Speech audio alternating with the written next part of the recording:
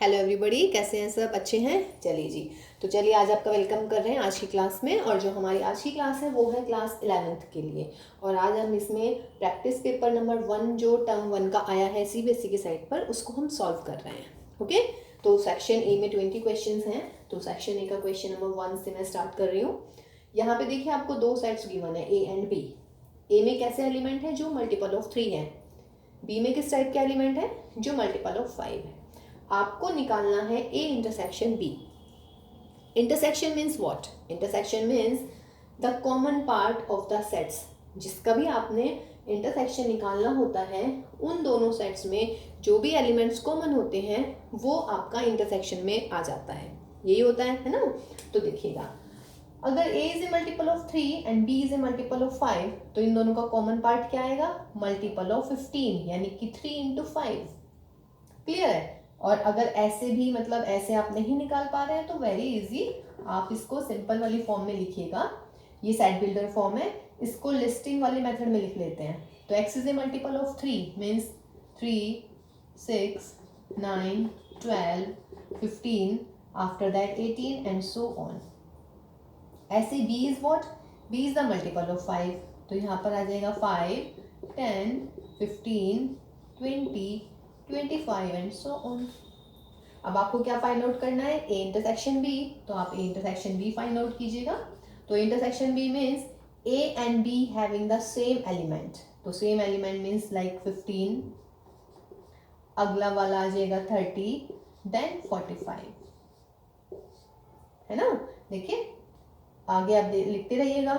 और क्लियर सी बात है बेटा, जो multiple of 3 and multiple of 5 होंगे ना, वो ही कॉमन पार्ट में आएंगे। यानी कि multiple of 3 into 5 15।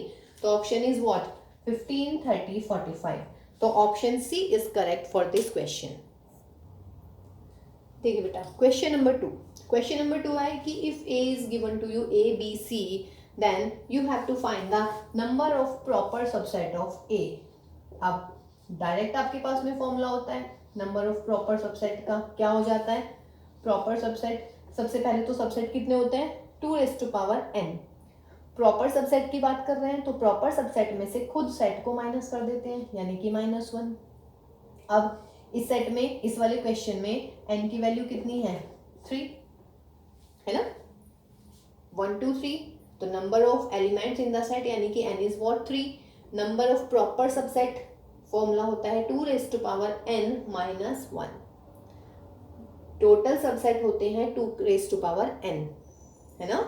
Proper subset का मतलब है सेट ए को माइनस करना है उसमें से। प्रॉपर सबसेट मीन्स जब सेट सबसेट में सेट नहीं आएगा।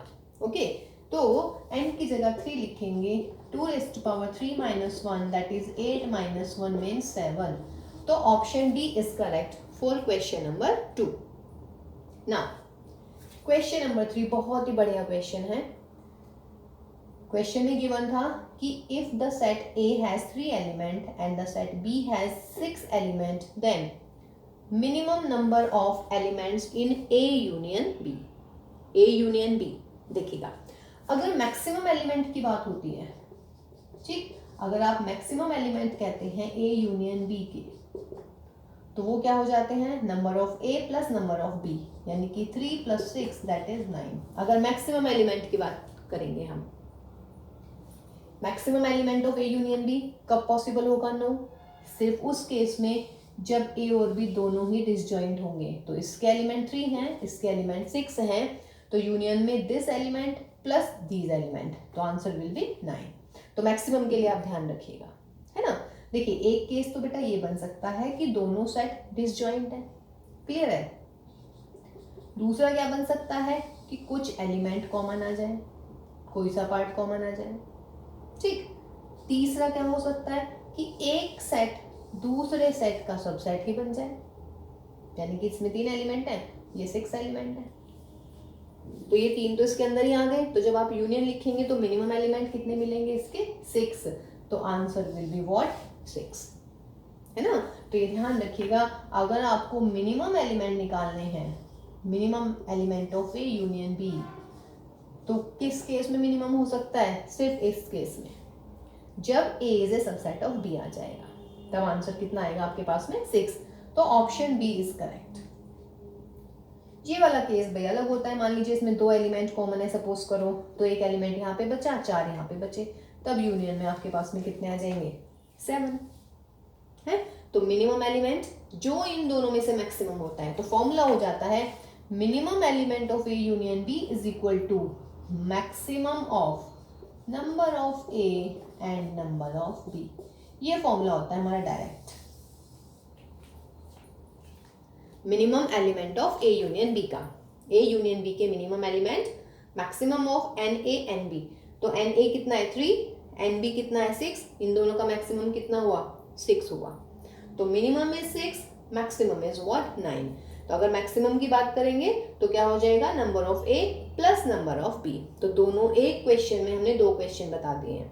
अगर क्वेश्चन होता the maximum number of elements of A union B, then answer will be 3 + 6। Formula लिख ही देते हैं यहाँ पर, इन दोनों फॉर्मूले को आप याद करेंगे।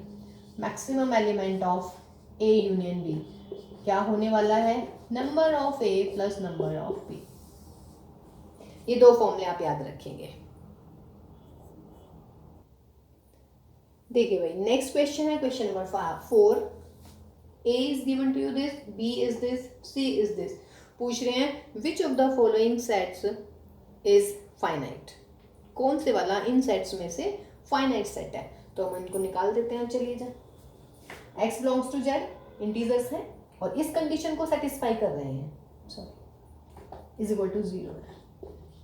कहने का मतलब इंटीजर्स होने चाहिए और इस कंडीशन को सेटिस्फाई करनी चाहिए। तो हम निकालते हैं पहला सेट ए के लिए क्या होने वाला है, x² - 5x + 6 is equal to 0। तो फैक्टर्स हो जाएंगे x - 2 एंड x - 3।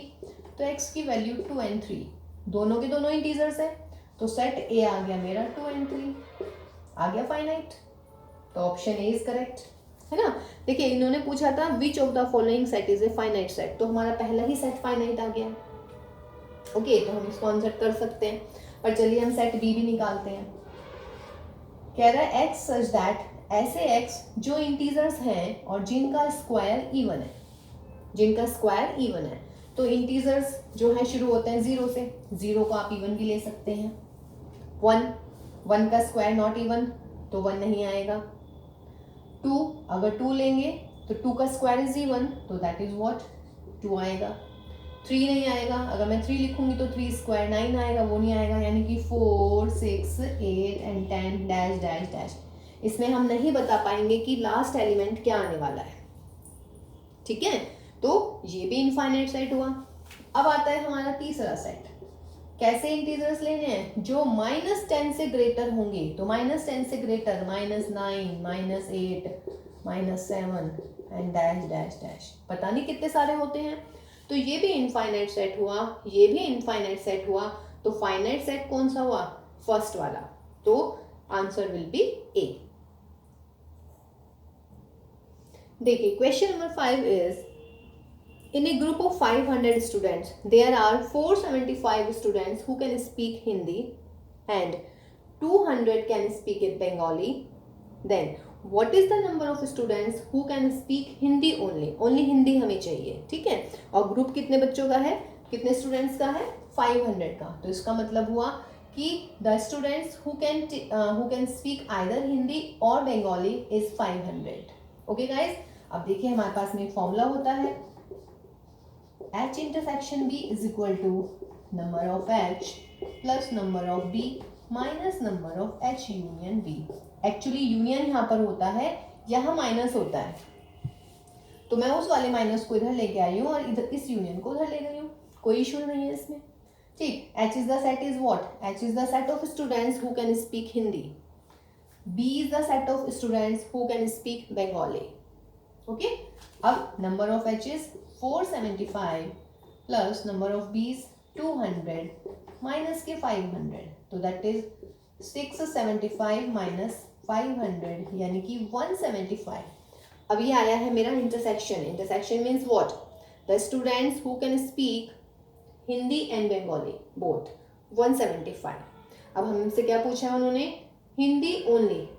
अब आप कंफ्यूज मत हो जाइएगा कि हिंदी के कैंडिडेट तो यहाँ पर है 475, ये जो हिंदी वाले कैंडिडेट हैं, इसका मतलब है इसमें कुछ कैंडिडेट ऐसे भी हैं जो बंगाली भी बोल सकते हैं, बट हम पूछ रहे हैं number of Hindi only, means Hindi बोलते हो बट बंगाली नहीं। इसका मतलब h माइनस बी आपने निकालना है ना। और h माइनस बी का क्या फॉर्मूला होता है, number of h minus number of h intersection b। तो नंबर ऑफ h यानी कि हिंदी बोलने वाले स्टूडेंट है 475 और इंटरसेक्शन हमने अभी फाइंड आउट किया है 175, तो इसका मतलब व्हाट 300। तो answer is what B. Question number 6 is the value of this expression is what, positive, negative, zero या we can not determine the value. ठीक, अब देखिए आई रेज़ टू पावर 2n है, अब n तो कुछ भी हो सकता है। तो सपोज कीजिएगा इफ n इज 1, अगर n 1 है तो यहाँ पर आ जाएगा 2, यानी कि टर्म्स क्या आने वाली है expression 1 plus i square is -1 means 0। If n is 2 means 2 to 4, तो कहाँ तक टर्म आएंगी आई रेज़ टू पावर 4 तक, यानी कि 1 प्लस आई स्क्वायर प्लस आई की पावर 4। ये हो गया 1 minus 1 plus 1 means answer is what 1। देखिए अगर एक टर्म n की वैल्यू 1 ले रहे हैं तो आंसर 0, n की जगह 2 ले रहे हैं तो आंसर 1 आ रहा है। सेम आंसर तो नहीं आया ना। ठीक, अगर मैं n की जगह 3 लेने लगूं तो 2 3 6 यानी कि 6 आएगा। तो 1 plus i square plus i raise to power 4 plus i raise to power 6, तो 1 माइनस 1, यहाँ पर प्लस 1, यहाँ पर प्लस का i square again 0 plus 1 minus 1 means या तो वैल्यू आ रही है 0 या वैल्यू आ रही है 1। ठीक, अब आप ये मत सोच लीजिएगा कि 0 और 1 तो आएगा ही हमेशा, तो कभी आप सोचें पॉजिटिव नहीं, क्योंकि हम 0 को पॉजिटिव में काउंट नहीं करते हैं। ठीक है ना, तो फिलहाल इसका आंसर आ जाएगा can not be determine. Okay, अगर यहाँ पे नॉन नेगेटिव होता या नॉन पॉजिटिव होता तब मेरा ऑप्शन आ जाता, क्योंकि हम 0 को नॉन नेगेटिव या फिर नॉन पॉजिटिव में कंसिडर कर लेते हैं, मतलब सॉरी नॉन नेगेटिव या नॉन पॉजिटिव अगर आता, ठीक है ना, तब भी उस केस में क्या करते हैं आप। देखिए नॉन नेगेटिव का मतलब है कि वो नेगेटिव नहीं होने चाहिए, तो उसमें 0 एंड पॉजिटिव आएगा। और अगर मैं कहती नॉन पॉजिटिव तो इसका मतलब है उसमें पॉजिटिव नहीं होने चाहिए, इसका मतलब 0 आ सकता है और नेगेटिव भी आ सकता है। लेकिन इसमें है पॉजिटिव, तो 0 को हम पॉजिटिव नहीं ले सकते हैं, नेगेटिव 0 को हम नेगेटिव भी नहीं ले पा रहे हैं। ओके, 0 तो आ रहा है, लेकिन इसके साथ में 0 एंड 1 आ रहे हैं, तो इसका मतलब option D is correct, can not be determined. देखिए बेटा बहुत ही बढ़िया question. If alpha and beta are the roots of this equation, then equations with root alpha plus 3 and beta plus 3 will be what. अब इसके 2-3 तरीके हमारे पास करने के लिए। Alpha and beta are the roots of this equation, तो हमारी इक्वेशन क्या है, ये x square minus 5x plus 6 is equal to 0। अगर मैं इसके फैक्टर्स कर दूं x minus 2 x minus 3 is 0, तो x की वैल्यू क्या आ गई, एक तो 2 और एक 3, रूट्स आगे इसका मतलब 2 एंड 3, और रूट्स क्या है आपके अल्फा एंड बीटा, तो अल्फा को आप 2 ले लीजिएगा, बीटा को आप 3 ले लीजिएगा। वेरी सिंपल भाई, एक अल्फा होना है एक बीटा होना है। ठीक, अब न्यू रूट निकालिए आप। न्यू रूट्स कौन से दे रखे हैं क्वेश्चन में, new roots are alpha plus 3 यानी कि 2 प्लस 3 एंड बीटा प्लस 3 यानी कि 3 प्लस 3, तो नए रूट क्या हो गए आपके 5 एंड 6। कोई दिक्कत नहीं है इसमें, 5 एंड 6 आ गए। अब देखिए 2 रूट आ गए आपके पास में 5 एंड 6, आपको इक्वेशन निकालनी है, तो रूट अगर 5 और 6 हैं तो इक्वेशन क्या हो जाएगी, इसमें भी या तो आप फैक्टर वाली फॉर्म से कर लीजिएगा, x minus 5 x minus 6 is 0, यानी कि x square minus 11x plus 30 is equal to 0, तो that is option C is correct. ठीक है, या फिर if I have roots, then equation क्या होती है, इक्वेशन होती है x square minus sum of roots, या 10th में आपने पढ़ा है, प्लस प्रोडक्ट ऑफ रूट।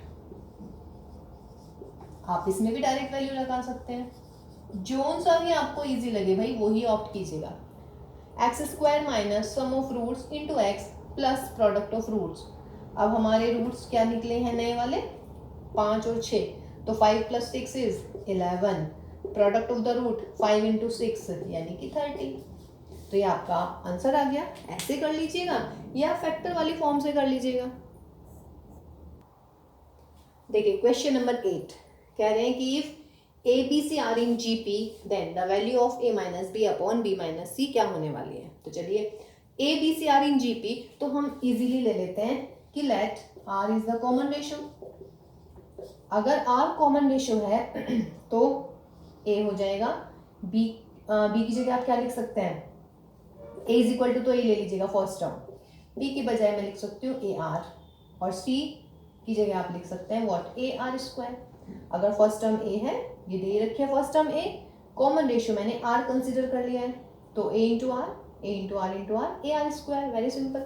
अब आपको फाइंड आउट करना है a minus B upon B minus c, तो यानी कि ए माइनस बी, बी की जगह आप लिखिए ए आर, फिर बी माइनस सी और सी की जगह लिख दीजिएगा A R square.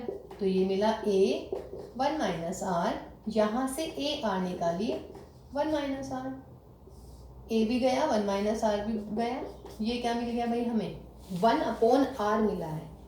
1 upon are means क्या ये हो जाएगा, करके देखिएगा 1 अपॉन आर, देखिए ए अपॉन बी तो ए अपॉन ए आर यानी कि 1 अपॉन आर, या बी अपॉन सी करके देखिए तो A R upon what A R square, that is 1 upon R.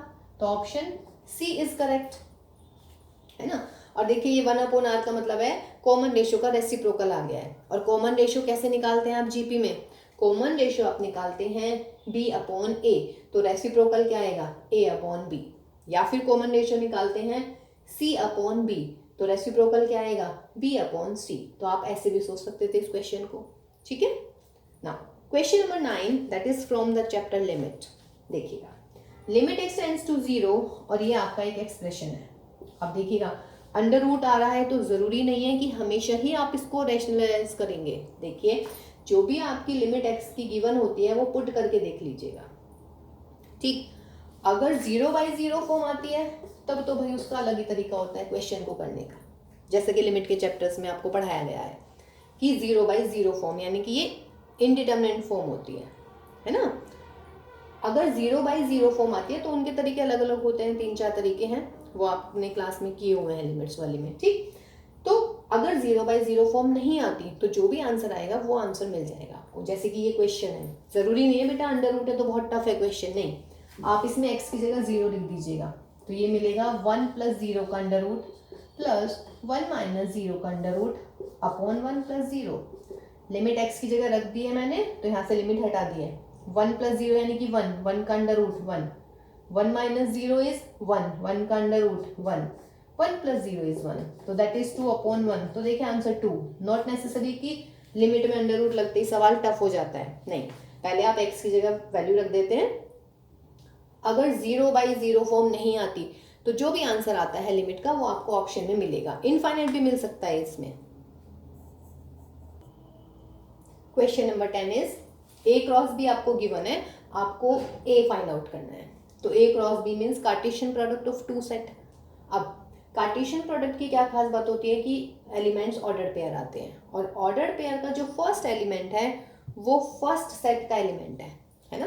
तो इसका मतलब सेट ए क्या होने वाला है आपका 5 को हम दोबारा नहीं लिखेंगे बिकॉज सेट की प्रॉपर्टी होती है एक एलिमेंट को सिर्फ एक ही बार लिख सकते हैं, 5 नहीं लिख पाएंगे, 8, ये भी 8, ये भी 8, तो एलिमेंट्स कौन कौन बचे सिर्फ 5 और 8, तो ऑप्शन सी इज करेक्ट। तो ऑर्डर पेयर में ऑर्डर पेयर के जो कार्टेशियन प्रोडक्ट में जो ऑर्डर पेयर्स होते हैं, एलिमेंट्स होते हैं, उनका जो फर्स्ट एलिमेंट है वो फर्स्ट सेट से बिलोंग करता है, जो सेकंड एलिमेंट है वो सेकंड सेट से बिलोंग करता है। तो क्वेश्चन ए ही था, लेकिन अगर मैं इसमें डी भी पूछने लगूँ तो बी लास्ट वाले एलिमेंट आएंगे, यानी कि 5, 6, 7, 6 नहीं लिखेंगे क्योंकि मैं लिख चुकी हूँ ऑलरेडी, 7 भी नहीं लिखूंगी मैं और 5 भी नहीं लिखूंगी, तो ये सेट बी बनेगा, ठीक है ना। तो ए फर्स्ट एलिमेंट ऑर्डर पेयर का और बी होगा आपका सेकंड एलिमेंट ऑर्डर पेयर का। चलिए नेक्स्ट क्वेश्चन पर आते हैं। Question number 11, find the amplitude, यानी कि एंगल फाइंड आउट करना है। एक तो मैग्नीट्यूड होता है, एक एम्पलीट्यूड होता है। तो हमें एम्पलीट्यूड फाइंड आउट करना है, यानी कि एंगल, है ना। तो यानी कि आर्ग्यूमेंट। अब ये हमारा कॉम्प्लेक्स नंबर है। अब इसको हम इसके जनरल फॉर्म में लिखते हैं, यानी कि a plus i B means real part अलग कर लेते हैं भाई, और इमेजिनरी यानी कि i के साथ जो पार्ट है उसको अलग कर लेते हैं। Very simple. अब जो हमारा फॉर्मूला होता है एम्पलीट्यूड का, let this number is z, तो एम्पलीट्यूड ऑफ z क्या फॉर्मूला हो जाता है उसका, tan इनवर्स इमेजिनरी पार्ट यानी कि √3 upon √3 plus 1 upon real part is this 1 upon √3 plus 1, cancel out. तो क्या मिला हमारा, tan इनवर्स √3 दैट इज π/3। तो यानी कि ऑप्शन सी इज करेक्ट। ये याद है ना एम्पलीट्यूड कॉम्प्लेक्स नंबर का। अगर देखिए कॉम्प्लेक्स नंबर है z प्लस आई बी, तो एम्पलीट्यूड ऑफ z क्या हो जाता है, tan inverse b upon a। ये हमारा एक सिंपल सा फॉर्मूला है, एम्पलीट्यूड कह सकते हैं आप इसको, ठीक है ना। जो हम या तो एम्पलीट्यूड होता है या फिर आपके पास में एक मैग्नीट्यूड भी होता है। मैग्नीट्यूड कैसे निकालते हैं, रियल पार्ट का स्क्वायर प्लस इमेजिनरी पार्ट का स्क्वायर। ओके, तो फिलहाल आपके पास में एम्पलीट्यूड या आर्ग्यूमेंट की बात चल रही थी। तो आर्ग्यूमेंट होता है tan inverse imaginary part upon real part. तो इमेजिनरी क्या है, जो i के साथ आता है, √3 अपॉन 3 प्लस 1 √3, और इमेजिनरी ये हुआ। तो इसका आंसर 60 यानी कि π/3। Question number 12। क्वेश्चन नंबर 12 में कह रहे हैं real part of this complex number. तो पहले इसको सॉल्व कर लेते हैं आप। 1 प्लस आई का होल स्क्वायर अपॉन 3 माइनस आई। अपॉन में है 3 माइनस आई, तो फिर हम क्या करते हैं, जब भी अपॉन में कॉम्प्लेक्स नंबर होते हैं तो हम उसके कॉन्जुगेट से ऊपर नीचे मल्टीप्लाई कर देते हैं। तो 3 माइनस आई का conjugate 3 plus i and 3 plus i. A plus B का होल स्क्वायर ओपन कर लीजिएगा ऊपर, तो 1 plus i square plus 2i, और यहाँ पे 3 प्लस आई। कॉन्जुगेट से ऊपर नीचे मल्टीप्लाई क्यों करते हैं, ताकि ये बहुत इजी सा बन जाए। इजी का मतलब a minus B into A plus B क्या हो जाएगा, a square minus B square. i को डिनोमिनेटर में नहीं होना चाहिए, इसीलिए हम इसके कॉन्जुगेट से ऊपर नीचे मल्टीप्लाई करते हैं, so that a minus B into A plus B हो जाता है a square minus B square, और आई स्क्वायर की वैल्यू -1 होती है ना। तो यहाँ पे लिख लीजिएगा आई स्क्वायर की वैल्यू -1, तो that is 2i, this is 3 plus i, and that is 9 minus minus के 1। ये गया 2i 3 प्लस आई अपॉन 9 प्लस 1, यानी कि 2, ये हुआ 3i plus i square upon 10। इसको हटा दीजिएगा, ये हमारा बना व्हाट 5। तो 3i आई स्क्वायर अगेन -1 अपॉन 5। तो i के साथ तो आ गया 3 अपॉन 5, और ये आ गया -1 अपॉन 5। इसको प्रॉपर फॉर्म में लिख लेते हैं, -1 अपॉन 5 प्लस आई 3 अपॉन 5। क्या पूछ रहे हैं, रियल पार्ट। तो रियल पार्ट मीन्स जो i के अलावा होता है, जो i के साथ होता है ये इमेजिनरी पार्ट होता है, और जो बचा हुआ दूसरा हुआ वो रियल पार्ट। तो रियल पार्ट का आंसर कितना आया इसका, real part will be -1 upon 5। -1 upon 5 है ही नहीं ऑप्शन में, तो इसका मतलब आंसर इज व्हाट, नन। तो option D is correct for this question. Question number 13. The inclination of the line x minus y plus 3 with the positive direction of x-axis. ये एक line given है, तो इसकी x एक्सिस की positive direction से आपको बताना है कि कितने डिग्री के एंगल पर इंक्लाइंड है। तो आपके पास में जो इक्वेशन ऑफ द लाइन है x minus y plus 3 equal to 0 या y is equal to x plus 3, अगर मैं इसकी कंपेयर करती हूँ y is equal to M x plus c से, तो m क्या हो जाएगा, कंपेयरिंग करेंगे m is equal to what, 1. m is what, 1 means tan 45, और m की वैल्यू क्या होती है, tan थीटा। तो इसका मतलब है थीटा की वैल्यू कितनी आ गई भाई, 45 डिग्री। तो positive direction of x axis से एंगल मिला मुझे 45 degree. y is equal to M x plus C line है हमारी, उससे हमने इसको कंपेयर कर दिया। ओके या फिर इस लाइन की मैं डायरेक्ट स्लोप निकाल सकती थी। तो स्लोप ऑफ द लाइन क्या फॉर्मूला हो जाता है, डायरेक्ट आप फॉर्मूला लगाइएगा, माइनस कॉफिशिएंट ऑफ x यानी कि 1 अपॉन कॉफिशिएंट ऑफ y यानी कि -1। तो क्या हो गया ये 1, और स्लोप क्या होती है लाइन की, tan theta is equal to 1। और थीटा क्या लेते हैं हम, थीटा होता है the angle with the positive direction of x axis which makes the line। तो थीटा इज इक्वल टू 45। तो या तो आप इसको y is equal to M x plus c से कंपेयर कर लेंगे, या फिर आप डायरेक्ट फॉर्मूला लगाइएगा coefficient of x upon coefficient of y with the sign minus. Question number 14 is कि if the line through the points these two point is perpendicular to the line through these two points, इन दोनों point को join करने वाली line in दोनों point को join करने वाली लाइन के परपेंडिकुलर है। तो ही इज सेइंग कि what is the value of x, x की वैल्यू क्या होने वाली है। तो let us suppose that this is a this is b। तो आप स्लोप निकाल लेंगे ए बी की, क्योंकि देखिए दो लाइंस हैं परपेंडिकुलर, तो जब परपेंडिकुलर लाइंस होती हैं तो दोनों लाइंस का स्लोप का जो प्रोडक्ट होता है वो -1 होता है। हमें ये वाली बात पता है स्ट्रेट लाइन के थ्रू। ओके तो हमने स्लोप ऑफ ए बी निकाल दिया। फॉर्मूला क्या होता है, y2 minus y1 2 point upon x2 minus x1। तो 4 माइनस माइनस 2, तो 8 minus 6 is 2 and that is 4 plus 2 is 6। Slope कितनी आ गई 1/3। Let the point is c, let the point is d। अब स्लोप ऑफ सी डी भी निकाल देते हैं। तो slope of C D is y2 minus y1 यानी कि 24 minus 12 upon x2 minus x1 x minus 8। 24 minus 12 is 12 upon x minus 8। Okay अब question में क्या गिवन है, the line joining these two point is perpendicular to the line joining these two point. इन दोनों line आपस में perpendicular हैं। तो इसका मतलब क्या हो जाएगा, दोनों की स्लोप का product 1/3 12x minus 8 is what, -1। Solve this. तो ये कितना होने वाला है, 4 upon x minus 8 is -1। Solve कर लीजिएगा। तो 4 इज इक्वल टू, इधर लिख आइएगा -x प्लस 8।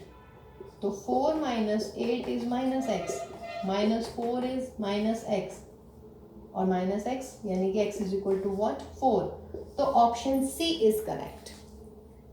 क्लियर है। तो इसमें हमारा कंसेप्ट यूज हुआ परपेंडिकुलर लाइन वाला। एंड स्लोप कैसे निकालते हैं, दो पॉइंट के फॉर्मूले से। अगर 2 पॉइंट दे रखे हैं तो स्लोप का formula y2 minus y1 upon x2 minus x1। ठीक है चलिए नेक्स्ट पे आते हैं। नेक्स्ट है हमारा question number 15। If A line making 135 degree with the positive direction of x axis and cuts y axis at a distance of -5 from origin। y axis को cut कर रहा है, कट कर रही है लाइन, इसका मतलब this is your y intercept, और ये एंगल है थीटा। थीटा एंगल कौन सा होता है, जो x एक्सिस की पॉजिटिव डायरेक्शन से इसने बनाया हुआ है। हाँ जी, तो a straight line makes an angle 135 degree with the positive direction of x axis. तो इसका मतलब क्या हुआ, हम यहाँ से निकाल सकते हैं slope of the line m is equal to tan 135 degree, और tan 135 डिग्री कितना हो जाता है, -1। तो स्लोप निकल गई यहाँ से मेरी। अब कह रहा है and cuts y axis at a distance of -5 from the origin. जब कोई लाइन y एक्सिस को कट करती है, ठीक, मान लीजिएगा कोई भी लाइन है और वो y एक्सिस को कट कर रही है at a distance -5 from the origin, मतलब कि यहाँ होगा कहीं, तो लाइन वो ऐसे कट कर रही है। तो ओरिजिन से यहाँ तक की डिस्टेंस है -5। तो इसको हम क्या पढ़ते हैं, इसको हम पढ़ते हैं इंटरसेप्ट। अब क्योंकि ये y एक्सिस पे है तो ये y इंटरसेप्ट गिवन है आपको। अगर x एक्सिस पे होता तो x इंटरसेप्ट होता। तो y इंटरसेप्ट इज व्हाट, -5। अब क्या आपके पास लाइन की कोई ऐसी फॉर्म है जिसमें हमें स्लोप और इंटरसेप्ट पता हो।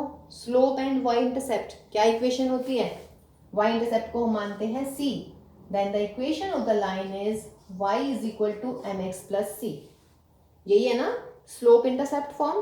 तो स्लोप की वैल्यू कितनी लिखेंगे, -1 और c की वैल्यू कितनी, -5। सारा क्वेश्चन एक तरफ ले जाते हैं तो ये हो जाएगा y plus x plus 5 is equal to 0। Option C is correct. Oh cross कर दिया, तो ऑप्शन सी इसका आंसर है ना। तो देखिएगा लाइन बहुत इजी है बच्चों, बस लाइन में आपको ये पता लगाना है कि कौन सी फॉर्म है, कौन सा फॉर्मूला लगना चाहिए। जैसे कि इसमें हमें थीटा दे रखा है यानी कि ये स्लोप है, और ये y एक्सिस पे कटिंग पॉइंट दे रखा है, डिस्टेंस दे रखी है, इसका मतलब ये y इंटरसेप्ट है। तो इसका मतलब हमें क्या क्या पता है, स्लोप इंटरसेप्ट y इंटरसेप्ट, और स्लोप y इंटरसेप्ट का इक्वेशन क्या होता है, y is equal to mx plus c। Question number 16 is These two lines are perpendicular to each other। तो इनमें से कौन सी कंडीशन सही होने वाली है। अब देखिए जब दो लाइंस परपेंडिकुलर होती हैं तो भी हमने पीछे क्वेश्चन में किया है कि उन दोनों की स्लोप का प्रोडक्ट होता है -1। तो ये हमारी है फर्स्ट लाइन, तो इस लाइन की हम स्लोप निकाल देते हैं। डायरेक्ट फॉर्मूला होता है हमारा, slope of the line 1 is, ये मान लीजिएगा m1, क्या फॉर्मूला होता है, minus coefficient of x upon coefficient of y। ठीक है। सिमिलरली दूसरी लाइन है हमारी a2x plus b2y plus t2 is 0। तो इसकी स्लोप भी निकाल लेते हैं भाई। तो slope of line 2 that is m2 क्या होने वाली है, माइनस कोफिशिएंट ऑफ x, तो कोफिशिएंट ऑफ x क्या है हमारा a2 upon coefficient of y यानी कि b2। अब क्वेश्चन में क्या गिवन है, both the lines are perpendicular. ध्यान रखिएगा जब लाइंस परपेंडिकुलर होती हैं तो उन दोनों की स्लोप यानी कि m1 इंटू m2 की वैल्यू होती है -1। Slope of their products is equal to -1। तो कर लीजिएगा, -a1 upon b1 minus a2 upon b2 is equal to -1, minus minus plus a1 a2 upon b1 b2 is -1। Solve कर लेते हैं बस। तो a1 a2 is equal to minus b1 b2, इधर ले आइएगा इस क्वेश्चन को, तो ये हो जाएगा a1 a2 plus b1 b2 is equal to 0। तो option C is correct. Sorry c नहीं, d, a1 a2 plus b1 b2 is equal to 0। Question number 17, a union a intersection b की value निकालनी है। देखिए इस question को हम बहुत जल्दी से करते हैं वेन डायग्राम से, बहुत जल्दी होने वाला है क्वेश्चन। ए और ये मान लीजिएगा मेरा बी है, तो ए इंटरसेक्शन बी हुआ ये वाला पोर्शन, ठीक है, और दूसरा हुआ ए, लीजिएगा ये ए ये B and that is what A intersection B. अब मुझे निकालना है ए का और ए इंटरसेक्शन बी का यूनियन। तो यूनियन हम कैसे निकालते हैं, यूनियन देखिए एक लाइन मैंने ऐसे ड्रॉ की है और एक लाइन मैंने ऐसे ड्रॉ की है। तो यूनियन का मतलब क्या हो जाएगा, यूनियन का मतलब वो वाला पोर्शन जिसमें कोई सी भी लाइन आ रही हो, यानी कि हैविंग द लाइन्स, ओके, चाहे वो ऐसी वाली लाइन हो या वो ऐसे वाली लाइन हो या इन दोनों का इंटरसेक्शन हो, तो वो यूनियन में आ जाता है।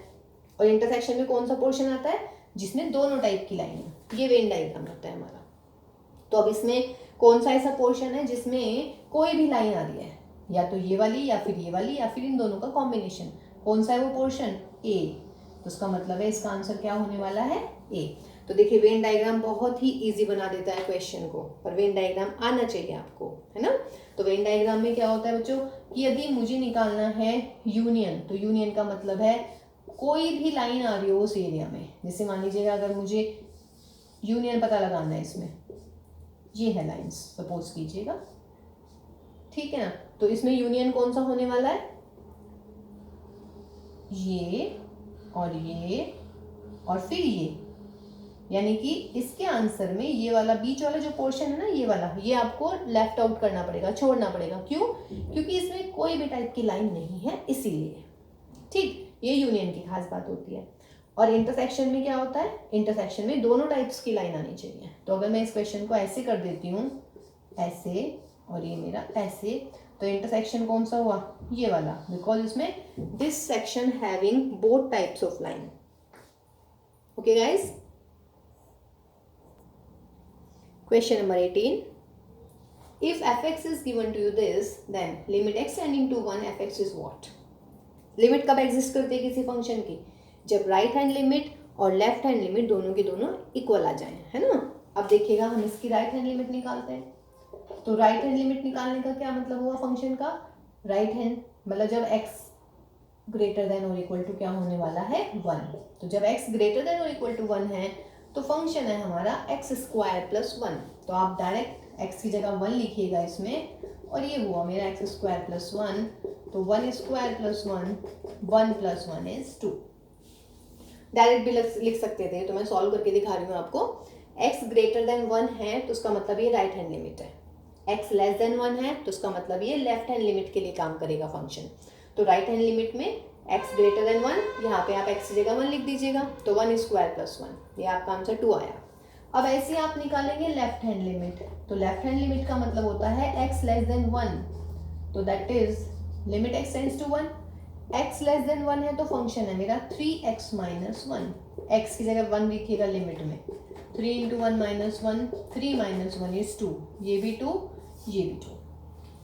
तो इसका मतलब आंसर इज व्हाट? ए। तो इस फंक्शन की लिमिट कितनी आ गई है? 2।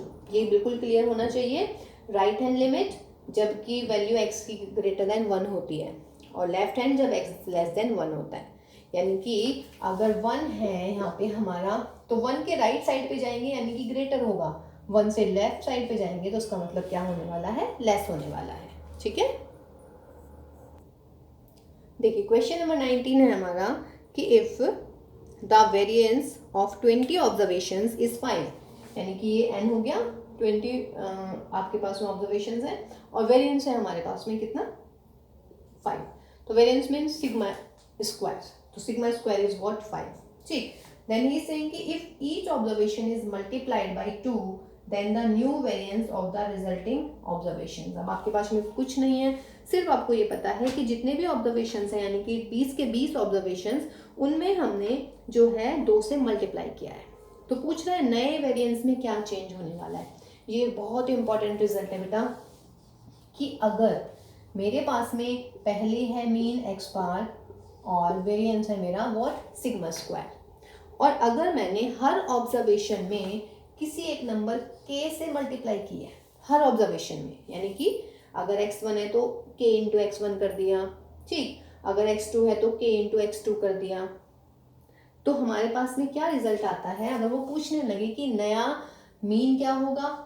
k इंटू एक्स बार होगा, और नया वेरिएंस क्या होगा?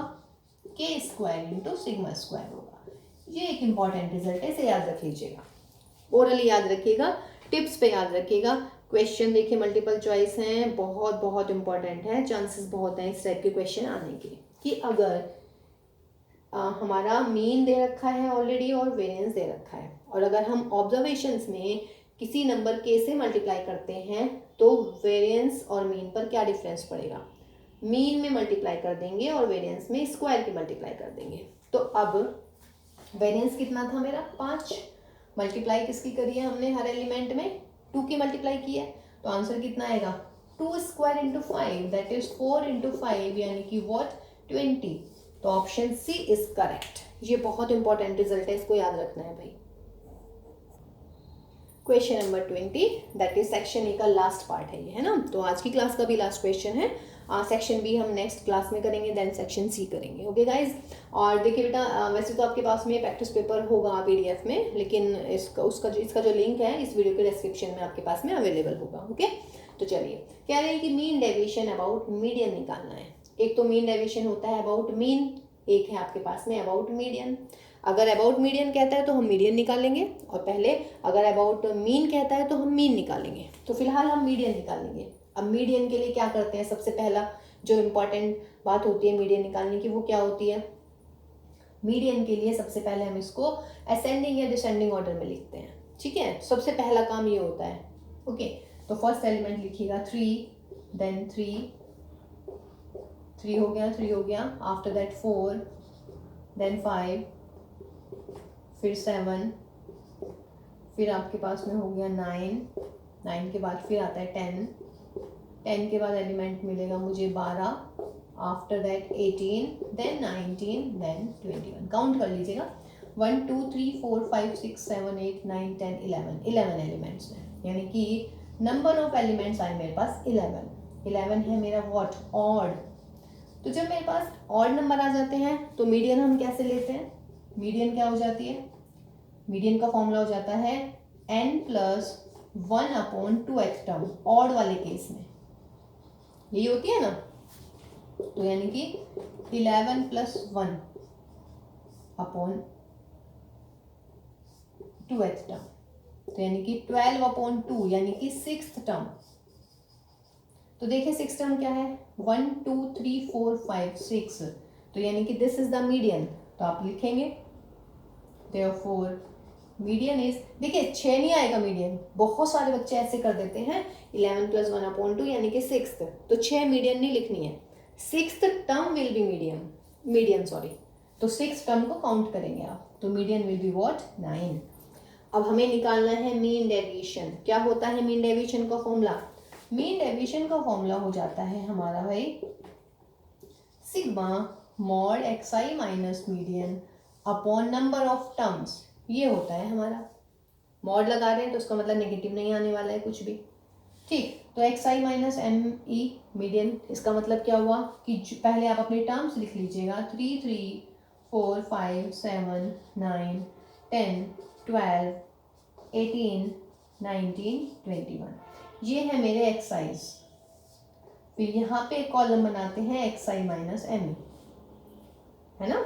मुझे क्या चाहिए? मीडियन का फॉर्मूला ये है ना, तो जो मुझे चाहिए वही कॉलम में बना देती हूँ। तो xi माइनस मीडियन, यानी कि हर टर्म में से मीडियन को हटाइएगा। तो 3 - 9 माइनस के 6, मॉडुलस लग, चलिए 3 - 9 -6, 4 - 9 -5, 5 - 9 -4, 7 - 9 -2, 9 - 9 0, 10 - 9 1, 12 - 9 3, 18 - 9 9, 19 - 9 10, 21 - 9 12। अब क्या करना है? मुझे चाहिए इसका मॉड्यूलस। मैं इकट्ठा भी बना सकती थी भाई, मतलब मैं इस, जरूरी नहीं है मुझे ये वाली कॉलम बनाना, मैं यहाँ पे भी मोड लगा सकती थी, बट थोड़ा इजी रहेगा मतलब समझने में, इसीलिए आपको ये करने की जरूरत नहीं है, आप डायरेक्ट मोड करेंगे क्योंकि इतना एग्जाम भाई मल्टीपल चॉइस है, इतना लेंदी करने की जरूरत नहीं है। तो ये हो जाएगा 6 6 5 4 2 0 1 3 9 10 एंड 12। अब अपना फॉर्मूला लगाइएगा, सिग्मा यानी कि xi माइनस me का जो मॉड है उसको आपने ऐड करना है, ठीक है। तो ऐड कर लेते हैं 12 17 21 23 24 27 36 then 46 48 and that is 58 upon number of terms. Number of terms कितनी थी आपकी? 11। Solve this, 11 5s are 55, then 11 2s are 22 और then 8 11 7s are, तो 5.27। तो आंसर इज दिस। अच्छा आप देख रहे हैं सारे आंसर में 2 5 और 7 ही आ रहा है, 2.57 7.52 5.27 5.72, इन दोनों को जरा ध्यान से देखना, ये 5.27 है, ये 5.72 है, ठीक है गाइस। तो ये हमारा सेक्शन ए कंप्लीट हुआ प्रैक्टिस पेपर 1 का, ठीक। अब हम नेक्स्ट क्लास में मिलते हैं। नेक्स्ट क्लास में हम करने वाले हैं सेक्शन बी, तो इसकी प्रैक्टिस कीजिएगा। कोई डाउट है तो कमेंट बॉक्स में ज़रूर लिखिएगा। Okay, take care all of you, और बहुत अच्छे से मेहनत कीजिएगा, अपना ध्यान रखिएगा।